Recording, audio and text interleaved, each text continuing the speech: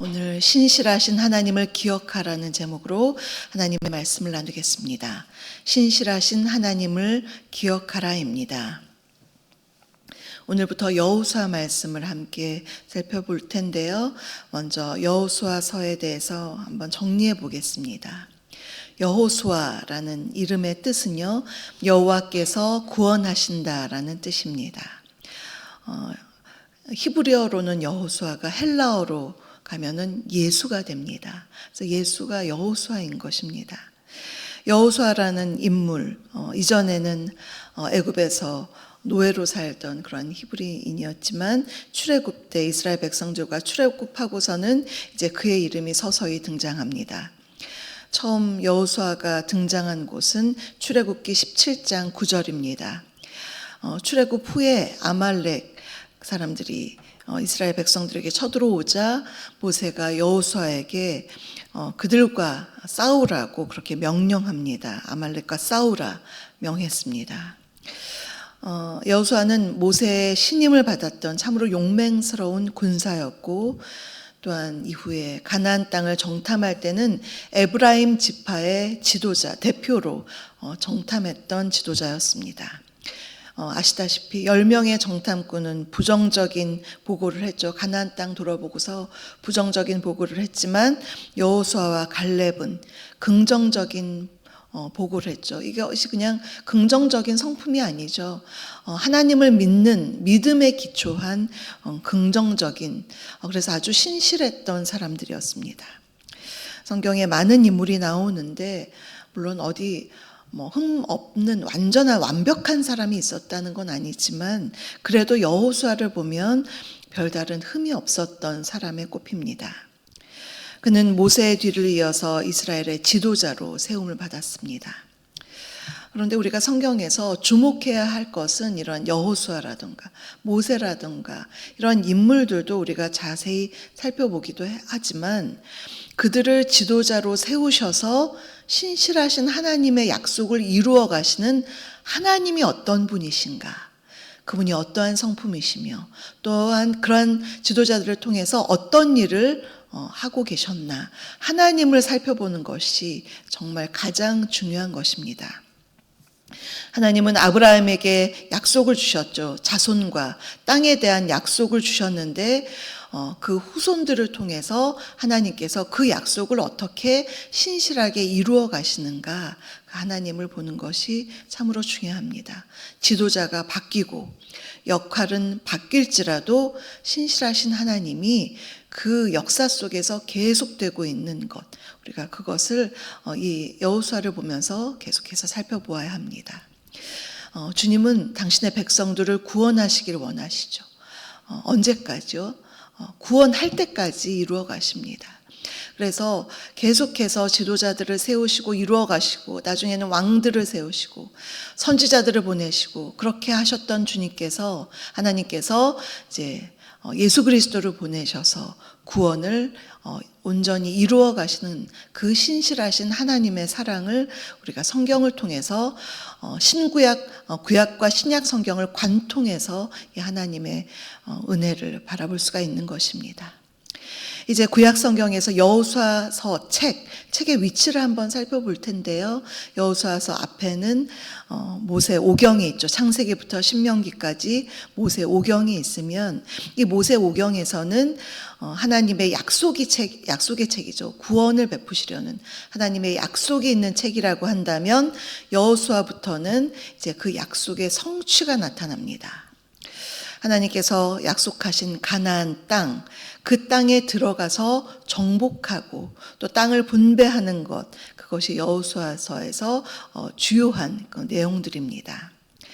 그리고 이 여호수아서부터 역사서가 시작됩니다. 성경에 약자가 있죠. 수사루 사망 데스느에, 이렇게 저는 외웠는데요. 여호수, 삿, 룻, 이렇게 해서 사사기, 룻기, 사무엘, 상하 이렇게 해서 에스더까지 12권을 역사서라고 말합니다. 그래서 이제 역사서가 시작되는 것이죠. 여호수아서는 전체 24장으로 되어 있는데 네 부분으로 나눌 수가 있습니다. 1장부터 5장까지는 가나안 땅 입성에 대한 이야기고요. 준비하고 뭐 이런 이야기들이 나오고요. 6장부터 12장까지는 가나안 땅에 이제 들어가는 정복 이야기가 나옵니다. 그리고 13장부터 22장까지는 땅 분배에 대한 이야기가 나오고 23장부터 마지막 장 24장까지는 여호수아의 고별 설교와 또 언약 갱신에 대한 이야기가 들어 있습니다. 이제 오늘 본문 4장의 내용을 우리가 한번 살펴볼 텐데요. 이스라엘 백성들이 드디어 요단강을 건너서 가나안 땅에 들어갈 때 어떠한 일들이 일어났나를 우리가 볼 수가 있습니다. 이미 앞장 3장 14절부터 요단을 건너기 시작했습니다. 제사장들이 언약궤를 메고 요단 강불에 발을 딛자마자 물이 멈춰섰습니다. 원래 위에서부터 내리던 물이 멈춰서서 다른 곳에 한쪽에 쌓였던, 그래서 마른 땅을 건너갈 수가 있었습니다. 제사장들이 그 요단강을 건너서 그 가운데 멈춰 섰을 때 백성들이 이제 차례로 다 건너고, 백성들이 다 건너고 나자 마지막으로 제사장들이 그 요단강을 건너고, 그러한 모습들이 나오는데요. 이제 이후에 일어나는 일들을 통해서 오늘 우리에게 주시는 메시지 3가지를 함께 살펴보겠습니다. 첫째로, 하나님은 크신 권능으로 백성들을 구원하시는 신실하신 하나님이십니다. 하나님은 크신 권능으로 백성들을 구원하시는 신실하신 하나님이십니다. 본문 15절부터 18절까지를 보면 요단강에서 크신 능력을 베푸시는 하나님의 권능을 볼 수가 있습니다. 이전에 애굽에서 나올 때는 홍해를 가르셨죠. 홍해를 갈라서 양쪽에 물벽을 만드셨습니다. 물벽을 만드셔서 백성들을 안전하게 인도하셨던 하나님, 그 하나님께서 이제는 요단강을 멈추게 하셔서 그곳을 마른 땅으로 건너게 하신 기적의 하나님을 볼 수가 있습니다. 그런데 그 요단강도 홍해도 건너게 하신 하나님, 그 하나님 굉장하구나. 예전에 기적을 베푸셨네. 이것은 성경을 제대로 잘 이해를 못한 것입니다. 그것을 보았다면 그 하나님이 나의 하나님이시구나. 그 기적을 일으키시고 물의 위험 속에서 건지신 하나님, 구원하신 하나님이 바로 나를 구원하시고 우리 가정을 구원하시는 그 신실하신 하나님이시구나. 그것을 이해하는 것이 너무나 중요합니다. 과거의 하나님이 아니라 과거와 현재와 미래까지 관통해서 역사의 주인으로 함께 하시는 그 하나님이 바로 나의 하나님이다. 그것을 이해하는 것이 너무나 중요한 것입니다. 이 아침에 신실하신 하나님을 믿고 내게도 함께 하시는 그 하나님을 바라보시면서 기도하시는 저와 여러분 되시기를 주님의 이름으로 축복합니다. 두 번째로, 하나님은 공동체가 합심하여 약속의 땅을 함께 정복하기를 원하십니다. 하나님은 공동체가 합심하여 약속의 땅을 함께 정복하기를 원하십니다. 4장 2절을 보면요, 하나님이 백성의 각 지파에서 한 사람씩 뽑으라고 했습니다. 그래서 12사람을 택하여서 그 12명이 요단강을 아직 다 건너기 전에 요단강 그 중앙에 서 있는 제사장들 있는 곳에 가서 12개의 돌을 취해서 오라 그랬습니다. 뭐 작은 돌이 아니죠. 이렇게 낑낑 들 수 있는 그런 돌을 요단 강가에서, 그 중앙에서 가져오게 했습니다. 그리고 가져와서 그 12돌을 그들이 진을 쳤던 길갈에 세우라고 했습니다. 이렇게 쌓는 것이죠. 돌을 쌓는 것, 기념하려고 쌓는 것입니다. 하나님은 공동체를 참 중요하게 생각하는 분이십니다. 출애굽도 혼자가 아니었죠. 공동체가 함께 움직여서 홍해를 건넜고 요단강도 함께 건넜습니다. 한 지파만 두드러져서 한 것이 아니라 공동체의 대표를 보냈다는 것은 공동체가 함께 그것을 했다는 의미입니다. 어떤 한 사람, 한 지파만이 두드러진 것이 아니라 모두가 함께 할 때 의미가 있고 함께 구원받는 기쁨을 나누는 것입니다. 이것이 이제 신약 시대에서는 교회로 이루어지죠. 교회 공동체입니다. 초대 교회가 성령 받은, 은혜 받은 증거가 무엇이었나요?